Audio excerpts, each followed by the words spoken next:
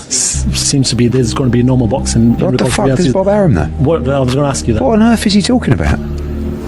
Bob Arum has stated that Turkey faced criticism from his superiors for organizing events outside of Riyadh season and Saudi Arabia. He will need to hold events in Saudi Arabia in the future to utilize the budget effectively.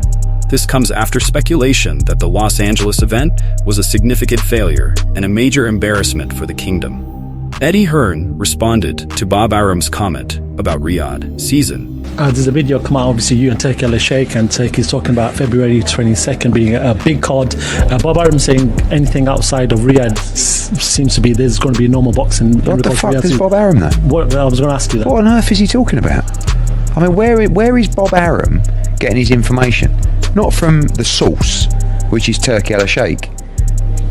Riyadh season Los Angeles was incredibly successful, right? People talk about, it lost money. Yeah, it was sponsored. It was a commercial project, a brand project for Riyadh season. There was one of the best fight cards I've ever seen in America. The stadium was packed. Eminem was performing. It was amazing. And then in London, they broke all the records, 98,000 or whatever it was, for Joshua against Dubois. Of course, Riyadh season is in Riyadh. But every now and again, I'm sure His Excellency will want to do an international event. And guess what? It's got nothing to do with Bob Arum. It's completely up to His Excellency and Saudi Arabia what they do. The fact that they delivered us an LA event and a London event, we should be extremely thankful. And of course the focus is Riyadh. But Bob Arum is certainly not qualified to speak on behalf of Saudi Arabia and His Excellency about their plans for Riyadh season, because he has no involvement in it. And it's rubbish that he's spouting. So that's my thought. Tyson Fury has revealed that his wife, Paris Fury, suffered a miscarriage the day before the Alexander Usyk fight. I am not making excuses, but she was 6 months pregnant. It's not like a small miscarriage at the beginning. You have to physically give birth to a dead child on your own while your husband is in a foreign country. To go through that on your own isn't good.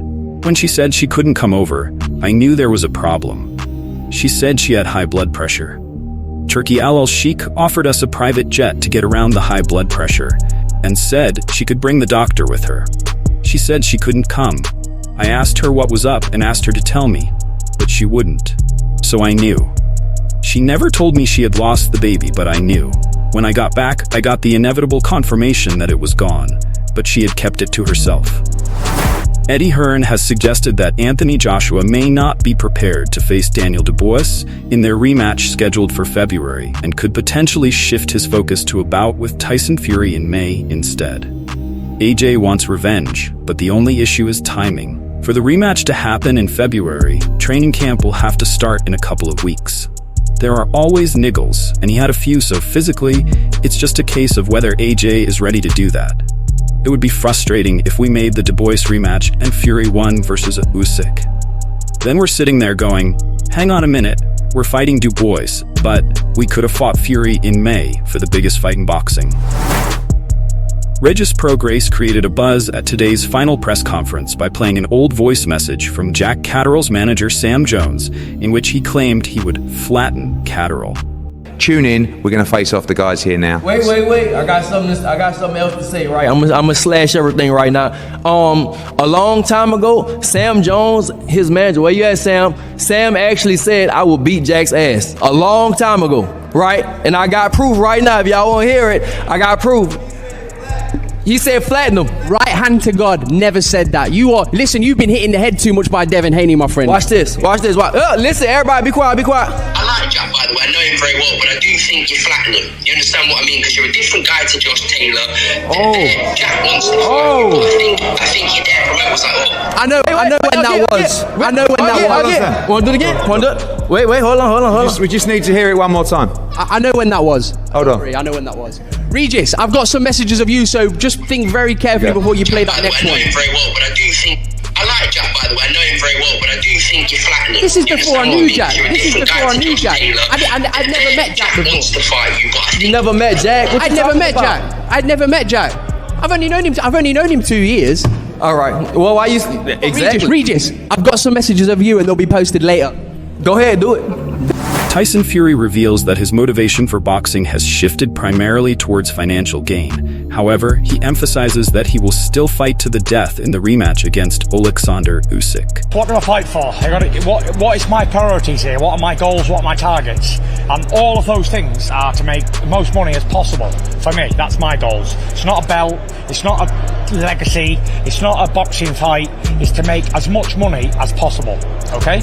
And to do that, I've got to have as many fights as I can until the wheels fall off this bitch, until I'm 50-year-old and I'm crippled on a stick like that, walking down the street. That's how I'll be. Because you know why? That's how all the great fighters went out. All of them. All of them. Look at your Ray Robinsons, your Ali's, your Foremans, your Frazier's. Everybody did that.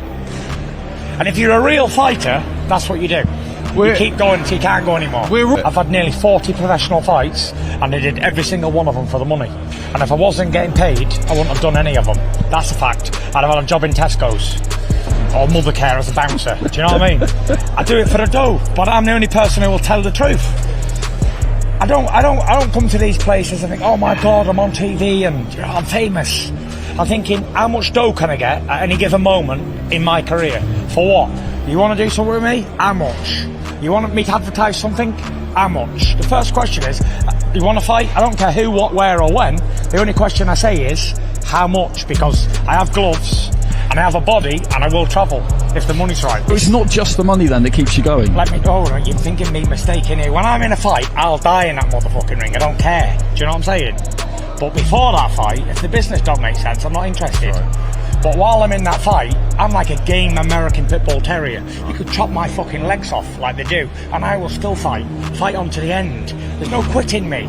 I can look in the mirror and say, the Gypsy King is not a coward, and he will fight until the last dying day, until they take his head off with a sword. I will still be trying to fight. And even after that, my hands will be going like that, and my head will be separated from my body, because that's the way I'm bred. Thanks for watching. Subscribe to Orthodox Boxing News to stay updated on the latest in boxing news. Now here are last videos. Top comments. The first one says, love the intro. The second one says, Haney's are clowns. The third one says, why would he do VADA testing, the organization who backs their snack product? Leave a comment to be featured on the next video. If you missed yesterday's news, click on the video on screen to catch up. I'm the most brutal and Michigan, most ruthless champion that ever. Horrible fighter. I wish I was 50 years younger and I'd kick your ass. Baby, baby.